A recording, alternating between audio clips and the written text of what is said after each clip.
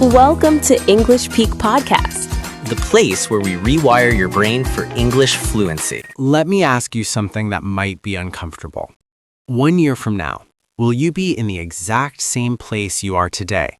Same job, same habit, same excuses, just with a newer date on your phone? That question hits different because honestly, most people will say no, but then do nothing about it. Exactly. And that gap, that distance between what you say you want and what you actually do, that gap has a name. It's called the cost of inaction. And in 2026, that cost is higher than it has ever been.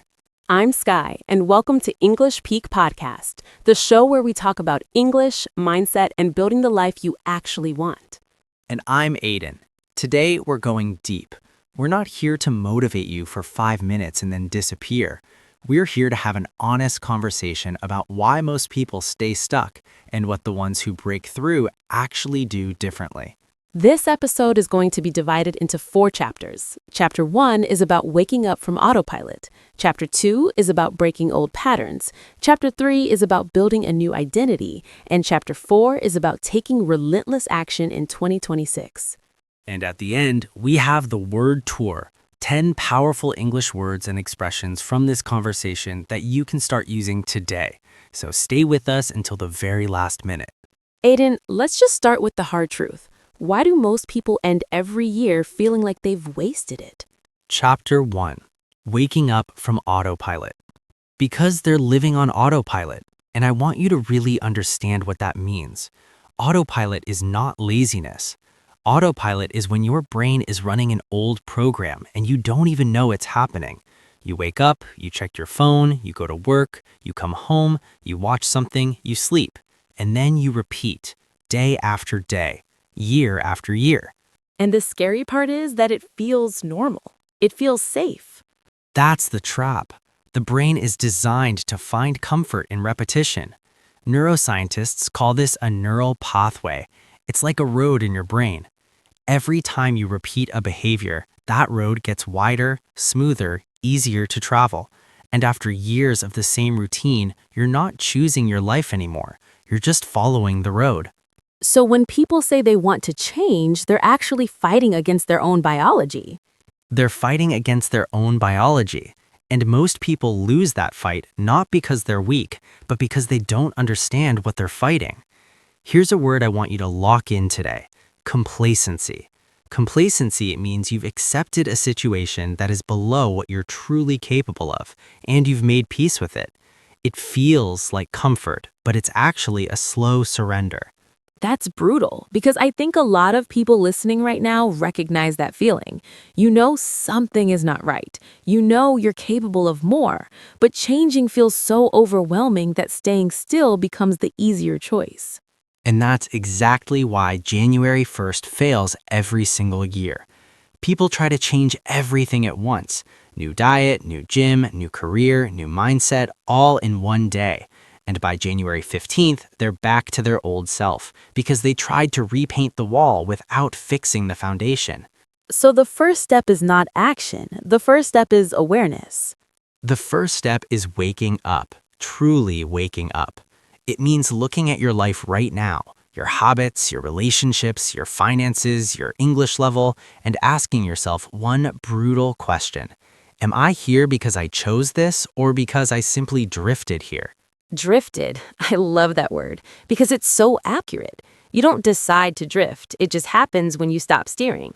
Drifting is the default state of the human mind without direction. And 2026 is the year to stop drifting, to put your hands back on the wheel, to decide consciously, deliberately who you are going to become. Okay, so we've woken up, we see the autopilot. Now what? Because seeing the problem is one thing, breaking the pattern is a completely different challenge. Chapter 2, Breaking Old Patterns. Let's talk about identity. Because here's something most self-help conversations miss entirely. You don't just have habits, you have an identity. And your habits are the expression of who you believe you are. If deep down you believe you are someone who's bad at English, you will unconsciously avoid every situation that challenges that belief. You'll skip the podcast, you'll avoid speaking, you'll tell yourself you'll start tomorrow. Because the behavior is protecting the belief. Exactly. Psychologists call this cognitive dissonance. It's that uncomfortable feeling you get when your actions don't match your beliefs. And to avoid that discomfort, most people change their actions back to match their old beliefs, instead of upgrading the belief itself. So if someone believes they are not the kind of person who speaks English fluently, they will sabotage every opportunity to prove themselves wrong. Without even realizing it. This is why willpower alone never works. You cannot force yourself to become someone you don't believe you are. The change has to start at the identity level. You have to ask yourself, who is the person I need to become? Not what do I need to do, but who do I need to be? And how does someone actually shift that? Because it sounds almost philosophical. Like, how do you just decide to believe something different about yourself? You don't decide it in one moment. You prove it to yourself through small actions. This is what James Clear calls casting votes for your new identity. Every time you listen to an English podcast instead of scrolling, you cast a vote for the person who is serious about their English. Every time you write one sentence in your journal in English, you cast a vote.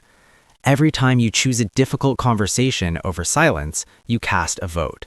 And slowly the evidence builds, until one day the belief shifts. That's so powerful because it removes the pressure of one big transformation. It's not about a dramatic moment, it's about 1,000 small decisions. And there's a concept I want to introduce here: leverage. Leverage means using a small force to create a massive result. In physics, a lever lets you move a heavy object with very little effort. In your life, leverage is finding the one habit, the one skill, the one decision that unlocks everything else. For most people in this audience, English is that lever. When your English improves, your professional opportunities multiply, your network expands, your confidence in meetings, in interviews, in negotiations, it transforms. So investing in English is not just about language, it's a high leverage move for your entire life. It is one of the highest leverage investments a non-native speaker can make in 2026. The global economy rewards English fluency at a level that is simply not fair to those who don't have it. And that's not something to complain about. That's an opportunity. I want to push back a little here, Aiden, because some people will say, I've tried before. I studied for years. I'm still not fluent. What am I doing wrong? That's the right question. And the honest answer is you were probably studying, not acquiring. There is a massive difference. Studying English means memorizing grammar rules, doing exercises, translating sentences in your head. Acquiring English means immersing yourself in the language until it becomes automatic, until you stop thinking in your mother tongue and start feeling in English. And this podcast is designed for that immersion experience. You're not reading a textbook right now. You're listening to real people talk about real ideas in natural English. And every minute you spend here is rewiring your brain. You are building new neural pathways. You are making English more familiar, more comfortable, more instinctive. That is acquisition. And acquisition is what creates fluency. Okay, I feel like we've been talking about the internal world, the beliefs, the identity, the mindset. Let's talk about the external reality, because mindset without strategy is just daydreaming. Chapter 3. Building a new identity in the real world. You're right, and this is where most motivational content fails people. It leaves them feeling inspired but directionless. So let's get concrete. Building a new identity in the real world requires 3 things: environment design, consistent rituals, and accountability. Let's start with environment design, because that one is fascinating to me. Your environment is more powerful than your willpower. Full stop. If your phone is full of apps that reward distraction, you will be distracted, no matter how disciplined you think you are. If your social circle talks about problems all day and never about solutions, you will become a problem-focused person. You absorb your environment. You become your environment. So the question is, does your environment pull you toward the person you want to become or away from them? Exactly.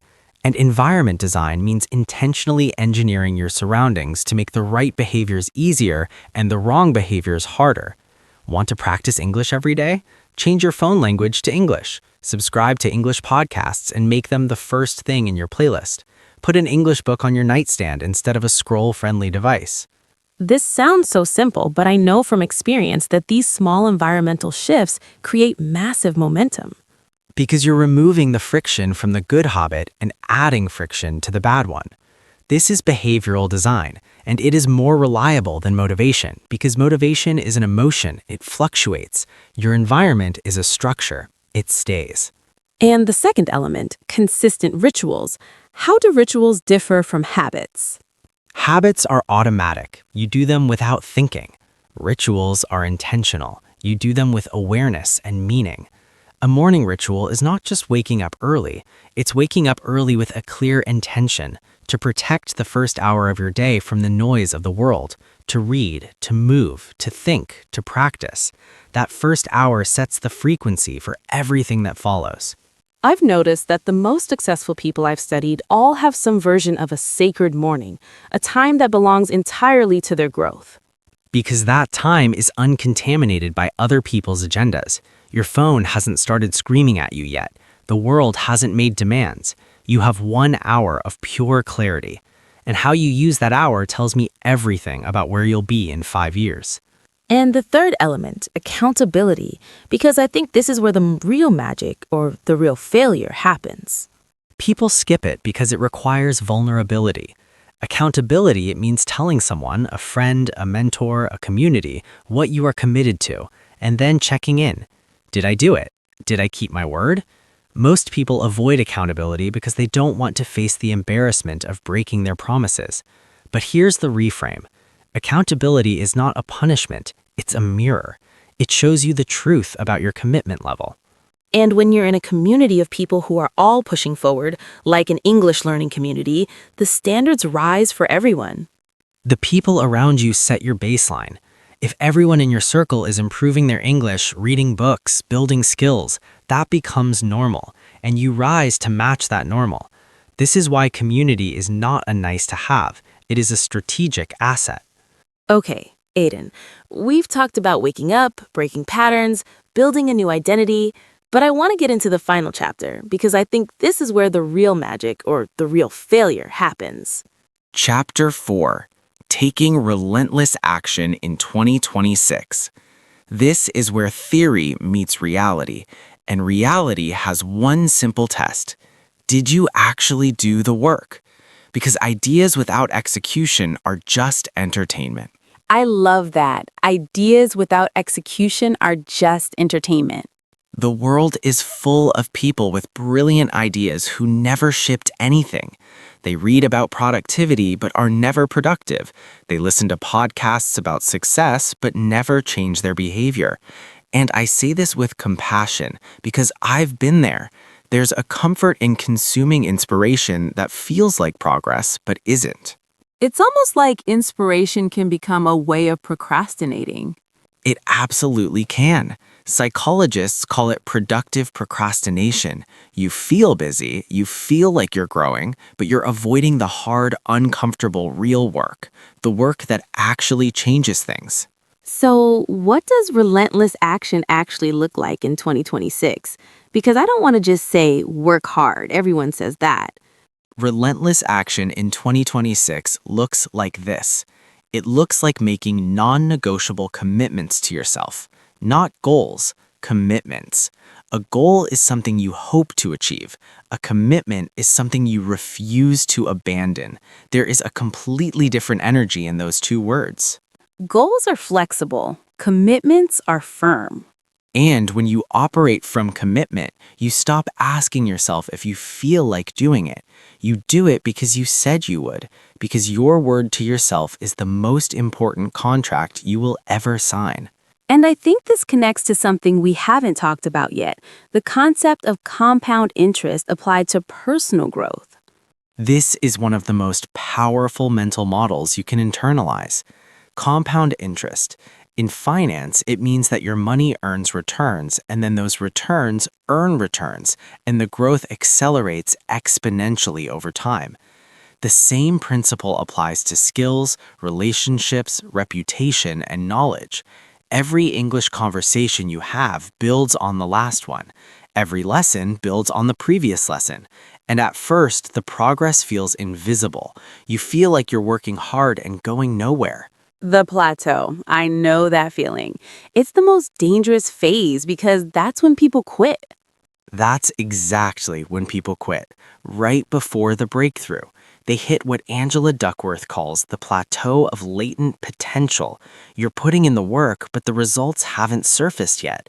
And if you quit at that moment, you will never know how close you were. So the message is trust the process even when you can't see the results? Trust the process and track the inputs, not the outputs. You cannot control when your English becomes fluent, but you can control how many hours you listen, how many conversations you have, how many words you study. Focus obsessively on the inputs. The outputs will come. Aiden, we've covered so much ground today. If you had to leave every single person listening with one sentence, one truth about 2026, what would it be? The version of you that you dream about is not a fantasy. It is a future reality that is waiting for you to show up consistently enough to claim it. Your only job is to not quit before you get there. That's going on my wall. Okay, let's close this episode with something special. The word tour. 10 powerful words and expressions from today's conversation that you need to add to your English vocabulary right now. Word tour. Let's do it. First word, autopilot. Aiden, you said most people are living on autopilot. In one line? Autopilot is when your brain runs on automatic routines without conscious choice. You're moving through life, but you're not truly deciding anything. Second, complacency. This one really hit me. Complacency is the dangerous comfort zone. It's when you've accepted a level of life that is beneath your potential and you've stopped pushing. Third, neural pathway. You use this to explain why habits are so hard to break. A neural pathway is a connection in your brain built through repetition. The more you repeat something, the stronger the pathway becomes, and the more automatic that behavior feels. Fourth, leverage. This one applies to English learning and to life. Leverage is using a small investment to create a disproportionately large result. English is leverage because it opens doors that nothing else can open as quickly. Fifth, cognitive dissonance. This is the psychological tension between beliefs and actions. Exactly. Cognitive dissonance is the discomfort you feel when what you do contradicts what you believe, and most people resolve it by going back to their old behavior instead of upgrading their mindset. Sixth, acquisition versus studying. This distinction changed how I think about language learning. Studying is conscious, effortful, often disconnected from real communication. Acquisition is absorbing language through real immersion until it becomes instinctive. This podcast is acquisition, not studying. Seventh, environment design. This one is so practical. Environment design means intentionally shaping your surroundings to make growth easier. Change your phone language, change your playlist, change your social inputs. Your environment shapes your behavior more than your willpower ever will. Eighth, productive procrastination. This one is sneaky. Productive procrastination is when you stay busy with low-risk, feel-good activities like watching motivational videos to avoid the hard, real work that actually moves you forward. Ninth, compound interest applied to growth, because this is a mindset shift, not just a financial concept. When you invest in yourself consistently, every day, even in small ways, the returns multiply over time. Your progress is not linear, it's exponential, but only if you don't quit during the flat phase. And 10th, the plateau of latent potential, the most important thing to understand about long-term growth. The plateau of latent potential is the phase where you're working hard but not seeing results. It feels like failure, but it's actually the moment right before the breakthrough. The people who push through this phase are the ones who transform. The ones who quit, they never find out how close they were. 10 powerful concepts, 10 tools you can take into your life starting today. Aiden, this conversation was everything. This is why we built English Peak, not to teach you grammar rules you'll forget, but to give you the language and the mindset to actually build something real with your life. If this episode challenged you, if it made you think differently, if even one idea landed, then you know what to do. Hit subscribe. Join the English Peak community, because every single week we have conversations like this one, and every single week your English and your mindset will grow. 2026 is not going to change itself, but you can. One decision, one episode, one conversation at a time.